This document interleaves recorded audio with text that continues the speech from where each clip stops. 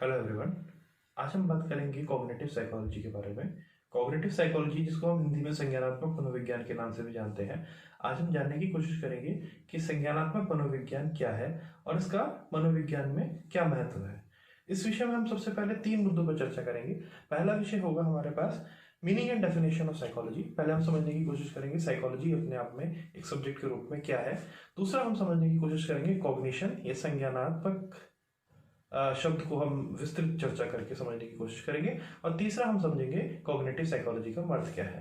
तो सबसे पहले हमारे पास जो टॉपिक है वो है meaning and definition of psychology. आइए साइकोलॉजी के बारे में चर्चा करते हैं। देखिए, बड़े सिंपल शब्दों में अगर कहा जाए तो psychology is the study, systematic and scientific study of experience and behaviour specifically of humans. तो जैसा आप जानते हैं, साइकोलॉजी का मतलब होता है मनुष्य के व्यवहार का वैज्ञानिक तौर से अध्ययन करना, या scientific study of human behaviour. In some cases we also study animals, but majorly it is related to the study of human behavior. And by this we try to know that how our mind works. Psychology में हम अपने मन की कार्य प्रणाली को जानने की कोशिश करते हैं। पर जैसा आप जानते ही हैं, आपका जो मस्तिष्क है या आपके जो निर्णय लेने की क्षमता है, the power of your reasoning and decision not only relies on your mind, but it also relies on the learning. It also relies on the interaction with the society. जिस तरह की चीजें आपने सीखी हैं उसी प्रकार से आपका मस्तिष्क भी कार्य करता है।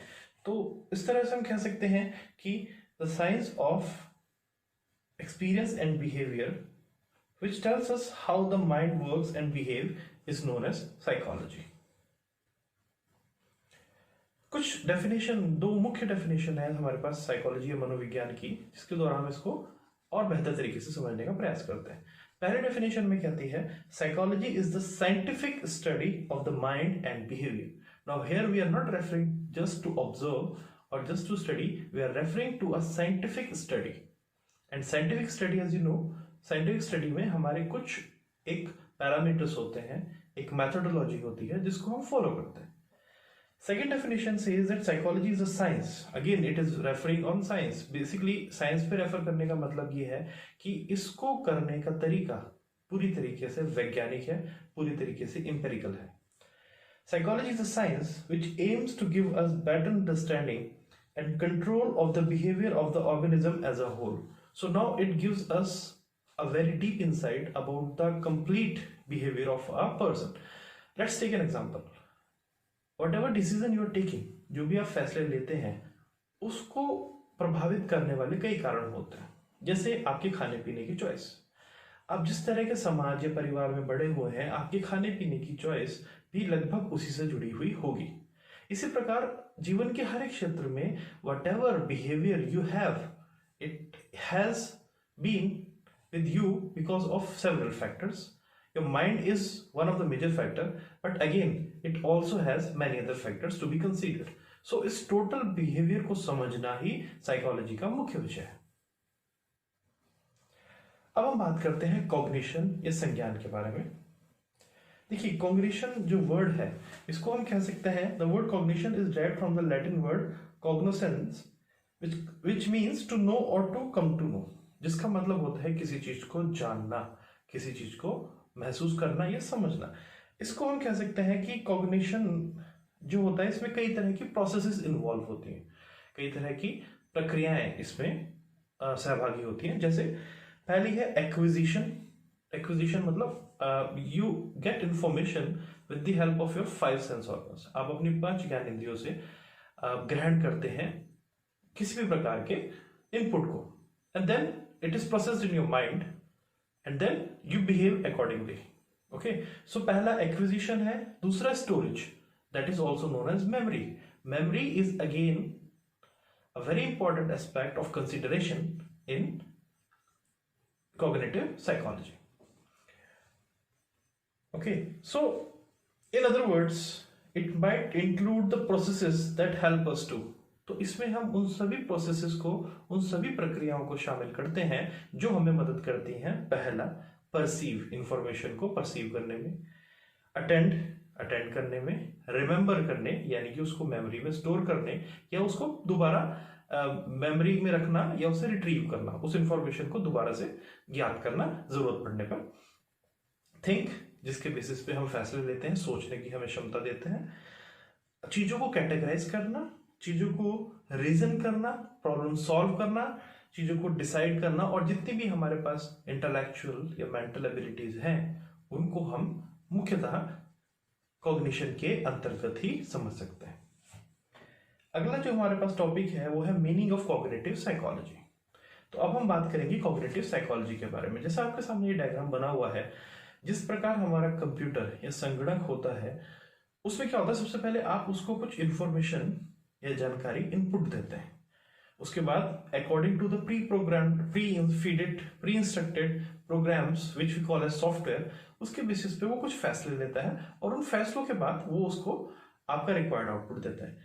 इसी तरह से अगर हम समझने की कोशिश करें तो हम भी अपने सेंस ऑर्गन से, अपने आसपास से कुछ इनपुट लेते हैं, जिस इनपुट पर हमारा जो माइंड है वो प्रोसेसिंग करता है, और उस प्रोसेसिंग के बाद में हमारे बिहेवियर के तौर पे, हमारी चॉइसेस के तौर पे वो हमारे सामने प्रकट होता है। तो यहाँ पे हमारा जो इम्पोर्टेंट फैक्टर है जिसको हम स्टडी करते हैं कॉग्निटिव साइकोलॉजी में, वो है कि हम ये प्रोसेसिंग किस प्रकार से करते हैं।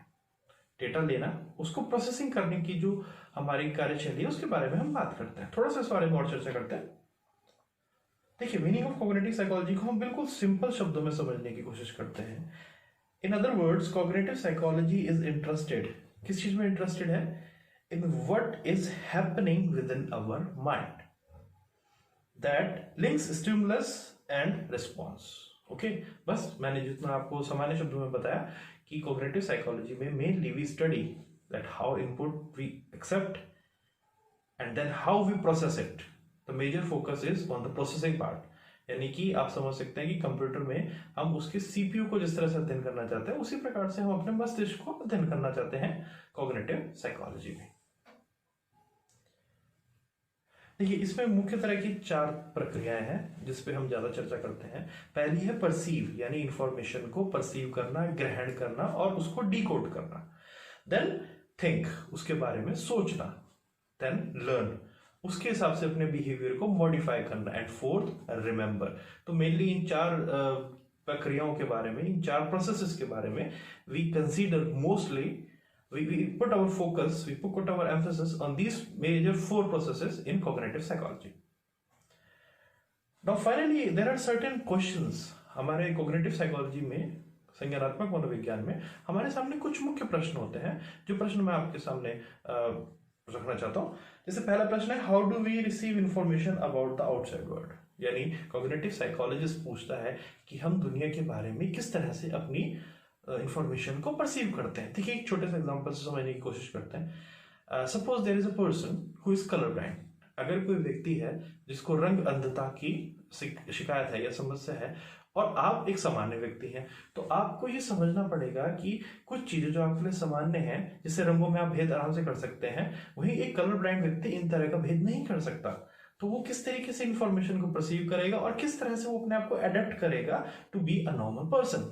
तो ये हम क्वेश्चन पूछते हैं पहला, how do we receive information about the outside world.